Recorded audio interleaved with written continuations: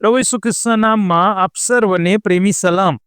અગાઉ હિબ્રુઓને પત્ર તેનો 7મો અધ્યાય ને 11 થી 19 કલમમાં આપણે જોયું હતું કે નિયમશાસ્ત્ર દ્વારા અપાયેલા યાજકો દ્વારા પરિપૂર્ણતા થઈ શકી નહીં, પણ મલ્કીસદેકના ધારા પ્રમાણે ગણાયેલા પ્રમુખ યાજક પ્રભુ ઈસુ ખ્રિસ્ત દ્વારા પરિપૂર્ણતા થઈ શકી।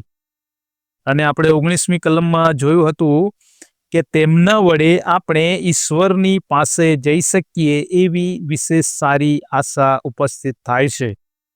20મી કલમથી આગળ જોઈએ।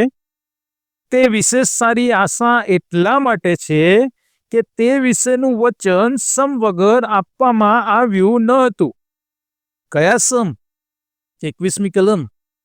બીજા તો સમ વગર યાજક થયા છે, એટલે કે નિયમશાસ્ત્ર પ્રમાણે યાજક થયા છે, પણ પ્રભુ ઈસુ ખ્રિસ્ત તો સમથી પ્રમુખ યાજક થયા છે। 17મી કલમમાં આપણે જોયું હતું કે મલ્કીસદેકના ધારા પ્રમાણે તેઓ પ્રમુખ યાજક ગણાયા। અહીં 21મી કલમમાં લખ્યું છે, પ્રભુએ સમ ખાધા ને તે પસ્તાવ કરનાર નથી, તું સનાતન યાજક છે। આવી રીતે તે ઈશ્વરથી યાજક બન્યા। તેમણે સમ ખાધા કેમ કે તેમણે કહ્યું કે તે પસ્તાવ કરનાર નથી, કેમ કે અન્ય યાજકોએ તો પહેલા પોતે પસ્તાવ કરવો પડતો, તેમના પોતાના પાપ ધોવા પડતા, પછી તેઓ બીજાના પાપોને માટે અર્પણ આપી શકતા। પણ પ્રભુ ઈસુ ખ્રિસ્તે પસ્તાવ કરવાની એટલે તેમના પોતાના પાપો ધોવાની જરૂર ન હતી। 15 થી 17 કલમમાં આપણે જોયું હતું કે તેમના વિશે સાક્ષી પણ આપવામાં આવી છે કે તેઓ મલ્કીસદેકના ધારા પ્રમાણે સનાતન યાજક છે। આગળ જોઈએ। આપણને વિશેષ સારી આશા છે કેમ કે 22મી કલમ પ્રમાણે પ્રભુ ઈસુ ખ્રિસ્ત સારા કરારના જામીન થયા છે, જે આપણા માટે નવો કરાર છે, જે પ્રભુ ઈસુ ખ્રિસ્તના રક્ત દ્વારા કરવામાં આવ્યો છે। હિબ્રુ 8 અને 6 પ્રમાણે તે સારા વચનોના મધ્યસ્થ છે, જે આપણ સર્વને નવી ઉત્પત્તિ બનાવે છે। કોરિન્થીયોને બીજો પત્ર તેનો 5મો અધ્યાય અને 17મી કલમ। માટે જો કોઈ માણસ ખ્રિસ્તમાં છે તો તે નવી ઉત્પત્તિ છે, અને આપણામાં હજકીએલ 11 અને 19 પ્રમાણે નવો આત્મા અને નવું હૃદય મૂકવામાં આવે છે। શા માટે તેઓ જામીન થયા? હિબ્રુ 9 અને 15 પ્રમાણે ઉલ્લંઘન કરનારાના ઉદ્ધારને માટે તેઓ મરણ પામ્યા, જેથી તેઓને એટલે કે જેઓને તેડવામાં આવ્યા છે તેઓને અનંતકાળના વારસાનું વચન મળે, માટે તેઓ આપણા જામીન બન્યા, અને તે પણ કાયમને માટે।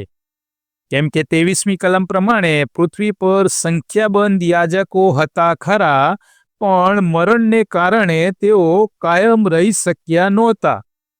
પણ 24મી કલમ પ્રમાણે પ્રભુ ઈસુનું યાજક પદ સદાકાળનું છે, અવિકારી છે।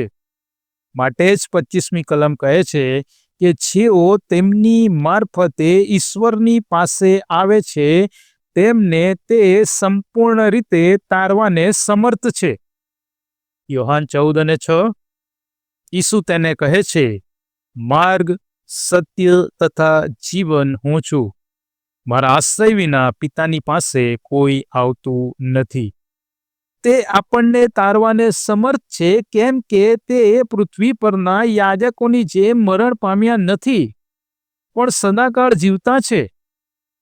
રોમન 8 અને 34 પ્રમાણે લોકોના પાપોને કારણે વધસ્તંભ પર મરણ પામ્યા, પણ ત્રીજે દિવસે પુનરુત્થાન પામી હાલ દેવને જમણે હાથે બિરાજેલા છે, અને ત્યાં બેઠા બેઠા તે આપણા માટે મધ્યસ્થી કરે છે।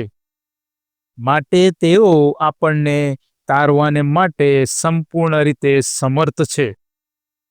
કેમ કે 26મી કલમ પ્રમાણે આપણને પણ એવા પ્રમુખ યાજકની જરૂર હતી જે પવિત્ર હોય, નિર્દોષ હોય, નિષ્કલંક હોય અને પાપીઓથી અલગ હોય। અને આકાશથી પણ ઊંચે ચડાવેલ હોય. આપણને એટલા માટે જરૂર હતી કેમ કે પૃથ્વી પરના યાજકો એવા ન હતા.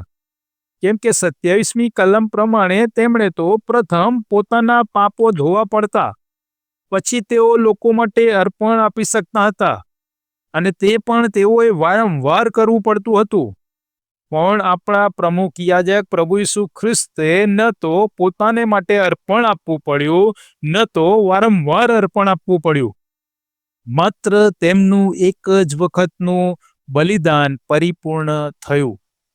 અને એ પણ એટલા માટે કે 28મી કલમ પ્રમાણે નિયમશાસ્ત્ર તો નિર્બળ માણસોને પ્રમુખ યાજક બનાવે છે, પણ નિયમશાસ્ત્ર પછીના સમનું વચન તો સદાકાળ સંપૂર્ણ કરેલા પુત્રને પ્રમુખ યાજક ઠરાવે છે.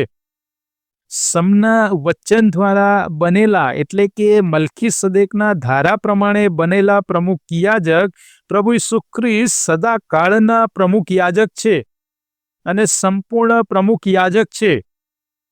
ઈશ્વરે સમ ખાધા કેમ કે એ પસ્તાવો કરનાર ન હતા, અને તે પસ્તાવો કરનાર ન હતા એની સાથે સાથે તેમનું બલિદાન એ સંપૂર્ણ હતું. એટલા માટે તેઓએ સમ ખાધા કે જેથી કરીને તેમના બલિદાન થકી આપણે આપણા પાપોનું પ્રાયશ્ચિત કરી શકીએ.